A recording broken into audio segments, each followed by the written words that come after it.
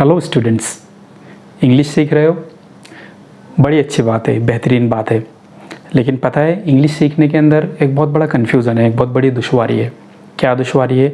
English के spellings. अब देखिए, अल्फ़ाबेट तो एक सिंपल सा है जी, लेकिन इसके दो अलग अलग प्रोनाउंसिएशन है। कभी कभार ये आवाज़ निकालता है ज की और ये कभी कभार आवाज़ निकालता है ग की। सभी लोग परेशान रहते हैं, सभी इंग्लिश लर्नर्स परेशान रहते हैं कि कभी से ज पढ़ना है और कभी से ग पढ़ना है। यही नहीं, इसके अलावा और कई सारे ऐसे स्पेलिंग्स को लेकर कन्फ्यूज़न है जिनको लेकर बच्चे इंग्लिश से डरते हैं, सही तरीके से स्पेलिंग सीख नहीं पाते, कन्फ्यूज़न होता है उनके अंदर। आज की इस वीडियो लेक्चर में मैं वो सारी चीज़ें आप लोगों को बिल्कुल क्लियर करा दूंगा, क्रिस्टल क्लियर, कि कब किस चीज़ को किस तरह से पढ़ना है। स्पेलिंग के वो सारे रूल्स जो आज से पहले आप लोगों को पता नहीं होंगे, लेकिन इस वीडियो लेक्चर के बाद आप लोगों के बाएं हाथ का खेल हो जाएंगे। तो आइए हम लोग लेक्चर शुरू करते हैं।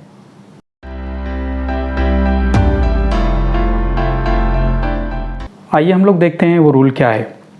सबसे पहली चीज़, अगर जी के बाद में ई, आई और वाई, इन तीन अल्फ़ाबेट में से कोई भी अल्फ़ाबेट आता हो तो जी की आवाज़ आप लोगों ने पढ़ना है ज, इस तरह से। याद रहेंगे ये तीन अल्फ़ाबेट, ई, आई और वाई। एग्जाम्पल देखते हैं हम लोग। जी ई एल, ये देखिए जी के बाद ई आया तो इसे ज की आवाज़ से पढ़ना है, ज की, जैसे जेल। जी ई एम, जेम। यहाँ पर जी के बाद वाई आया है, ई, आई और वाई, तो इसे जिम पढ़ना है। जिराफ, क्योंकि जी के बाद फिर आई आया है, जियोग्राफी और जॉर्ज। इन तीन अल्फ़ाबेट में से अगर जी के बाद कोई भी आता हो तो बिंदास्त, बिना सोचे आप लोगों ने उसे ज इस आवाज़ में पढ़ना है। हाँ, लेकिन कुछ वर्ड्स इंग्लिश लैंग्वेज में मेहमान हैं जो कि दूसरी लैंग्वेज से आए हैं। ये जर्मन वर्ड्स हैं। किस लैंग्वेज से आए हुए? जर्मन लैंग्वेज से। उनके साथ ये रूल लागू नहीं होता। कुछ गिने चुने वर्ड्स हैं। एक एग्जांपल देता हूँ मैं, जैसे कि गिव, जी के बाद आई, ये तो आया है लेकिन जी की आवाज़ यहाँ पर ग की निकल रही है। कमेंट्स में मुझे बताइए और ऐसे क्या वर्ड्स हो सकते हैं जिनमें जी के बाद आई आ रहा हो लेकिन उसकी आवाज़ ग की निकल रही हो। हाँ, इन तीन लेटर के अलावा बाकी कोई भी लेटर अगर जी के बाद आता हो तो उसे आप लोगों ने ग इस साउंड से पढ़ना है। जैसे ग्लो यानी चमकना, get, gap, ghost, gas, glimpse. कोई भी वर्ड हो जिसमें जी के बाद इन तीन अल्फ़ाबेट में से कोई और आता हो तो आप लोगों ने जी की आवाज़ को ग पढ़ना है। और सबसे आसान रूल, अगर जी लास्ट में आता हो तो उसे आप लोगों ने ग पढ़ना है। जैसे कि किंग, पिंग, रग, मग, सिंग, लॉग, डिग वगैरह। हर वो वर्ड जो जी पर ख़त्म होता हो वहाँ पर जी की जो साउंड है वो ग निकलेगी। ठीक है, आइए हम लोग दूसरा रूल देखते हैं। हमारा अगला अल्फ़ाबेट है सी। अल्फ़ाबेट तो एक है मगर इसकी फिर दो साउंड्स हैं, एक तो स वाली और दूसरी को वाली। अक्सर स्टूडेंट्स कंफ्यूज रहते हैं कि सी को स इस आवाज़ से कब पढ़ना है और सी को क इस आवाज़ से कब पढ़ना है। बहुत ही सिंपल सा रूल है। अब देखिए, तीन अल्फ़ाबेट हैं ई, आई और वाई। अगर सी के बाद ये अल्फ़ाबेट आते हैं तो आप लोगों को इसकी आवाज़ स इस तरह से निकालनी है, ऐसे प्रोनाउंस करना है। जैसे सी के बाद आए ई तो सेल या सेंट, ये देखिए यहाँ पर ई, ये अल्फ़ाबेट आ गया। अगर सी के बाद आए आई तो भी उसकी आवाज़ स निकालनी है, जैसे सिटी या साइट। अगर सी के बाद आए वाई तो भी उसकी आवाज़ स की निकालनी है आपने, जैसे साइकिल या साइक्लोन। हाँ, ई, आई और वाई, इनके अलावा अगर बाकी कोई भी अल्फ़ाबेट आता है तो आपने उसे क इस आवाज़ से पढ़ना है, जैसे क्लोज। ई, आई या वाई, इनमें से कोई अल्फ़ाबेट सी के बाद नहीं आया तो हम इसे क की साउंड से पढ़ते हैं। Close, coin, clap, cucumber, corner, cut या केक, इस तरह से। काफ़ी सिंपल रूल है। आप लोगों ने क्या याद रखना है? ई, आई और वाई। इंग्लिश के सबसे आसान रूल्स में से एक रूल जो मेरा अपना पसंदीदा है, वो क्या है? अक्सर स्टूडेंट्स ये गलती करते हैं, वो इसे पढ़ते हैं थंब, ब इस साउंड पर इसे ख़त्म करते हैं। ऐसे नहीं है, याद रखिए इंग्लिश लैंग्वेज में अगर कोई भी वर्ड एंड होता हो एम बी पर, किन अल्फ़ाबेट्स पर, एम और बी पर, तो आप लोगों ने बी को साइलेंट कर देना है, इसे पढ़ना नहीं है। THUMB बी लिखा जाएगा, लेकिन क्योंकि वो साइलेंट है तो आप उसे पढ़ेंगे नहीं, आप इसे थम पढ़ेंगे। ये क्लाइंब नहीं है, ब नहीं पढ़ना है इसमें, क्लाइम। ये कॉम, प्लमर, वुम, लिम, लिम किसे कहते हैं पता है, हाथ या पैर। टुम, टुम का मतलब होता है कब्र, जहाँ अंदर कोई इंसान दफन है। और लैम, लैम यानी भेड़। तो इन सारे वर्ड्स में लास्ट में भी लिखा तो गया है, लेकिन हम उसे पढ़ेंगे नहीं क्योंकि वो साइलेंट है। तो क्या है इंग्लिश का रूल कि जो भी वर्ड एम और बी इन पर एंड होते हों, ख़त्म होते हों, तो आप लोगों ने बी को साइलेंट कर देना है। इन सभी वर्ड्स में एम और बी वर्ड के एंड में आया है, सिर्फ यहाँ पर ऐसे नहीं हुआ प्लमर में। तो याद रखिए प्लमर का जो रूट वर्ड है वो प्लम और बी ये है। और इसमें जो ER ऐड किया गया है वो सफिक्स है, वो तो बाद में आया है। सफिक्स किसे कहते हैं? सफिक्स वो अल्फ़ाबेट या अल्फ़ाबेट्स होते हैं जो किसी वर्ड के बाद में आते हैं।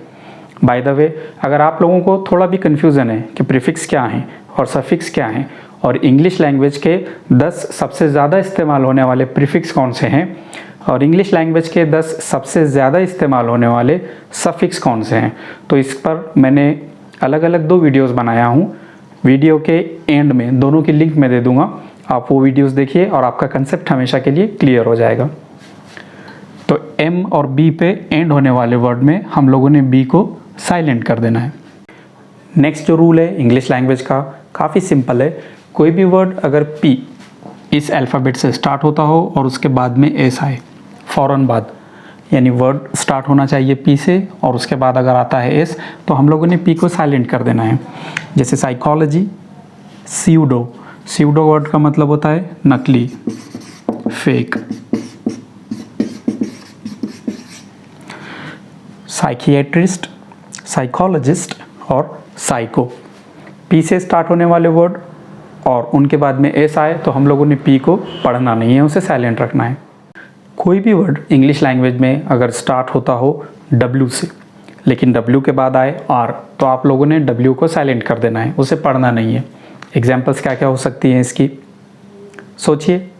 WRITE, राइट, राइट यानी लिखना।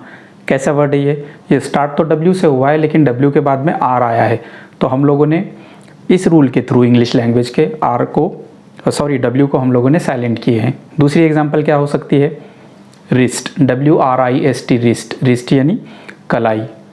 तीसरी एग्जाम्पल WRONG, रॉन्ग। चौथी एग्जाम्पल WRINKLE, रिंकल, रिंकल यानी झुर्री। He had wrinkles in his face, उसके चेहरे में झुर्रियाँ थी। ठीक है, काफ़ी सिंपल रूल है।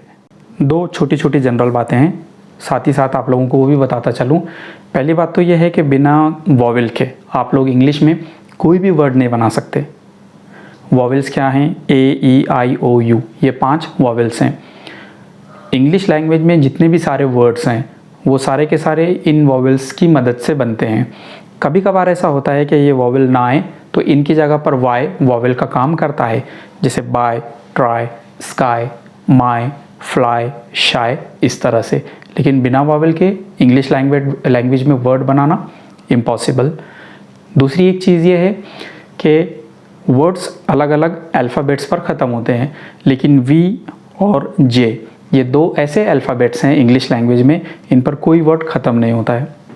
सोचिए, दिमाग पर थोड़ा सा ज़ोर डालिए और मुझे बताइए, कमेंट कीजिए कि ऐसे कौन से वर्ड्स हैं इंग्लिश लैंग्वेज में जो V या J इन अल्फ़ाबेट पर ख़त्म होते हों।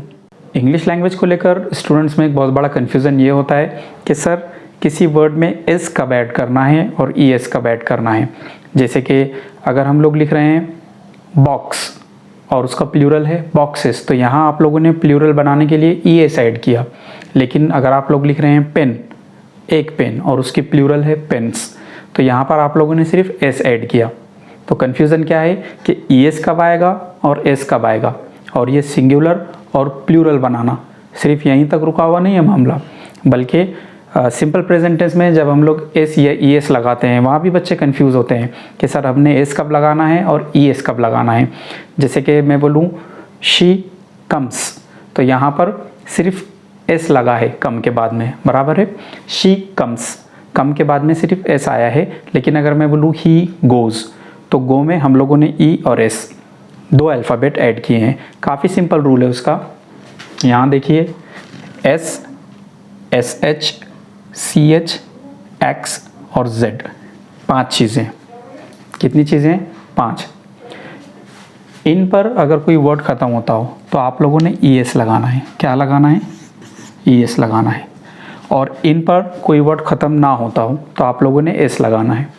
एग्जाम्पल देखते हैं हम लोग, जैसे एस, अब एक वर्ड है बस, इसका प्लूरल बनाना है आपने तो बसेस, ठीक है। एक वर्ड है जो एस एच पर ख़त्म होता है, बुश यानी झाड़ी, तो बुशेस, ठीक है।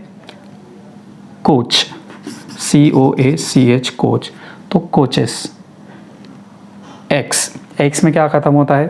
फैक्स कह ले सकते हैं हम लोग, F A x, fax, faxes. और लास्ट का जो अल्फ़ाबेट है वो है जेड। आप लोग मुझे कमेंट करके बताइए वो कौन सा वर्ड है जो जेड में ख़त्म होता है और उसका प्लूरल करने के लिए हमें ई और एस ये ऐड करना पड़ता है। अगर किसी वर्ड के एंड में ये नहीं आ रहे हैं तो आप लोगों ने सिर्फ एस लगाना है।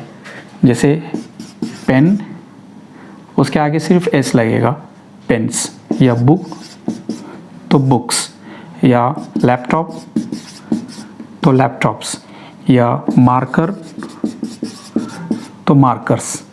लिस्ट काफ़ी लंबी हो सकती है। आप लोगों ने 5 चीज़ें याद रखना है, S, S H, C H, X और जेड। ये आने के बाद में वर्ड में ई एस ये ऐड होगा। लेक्चर ख़त्म करने के पहले एक और फैंटेस्टिक चीज़ बताता चलूँ कि क्यू, जब भी इंग्लिश लैंग्वेज में ये आएगा तो इसके बाद आता है यू, ठीक है। एग्जाम्पल है क्वीन, या क्विंटल,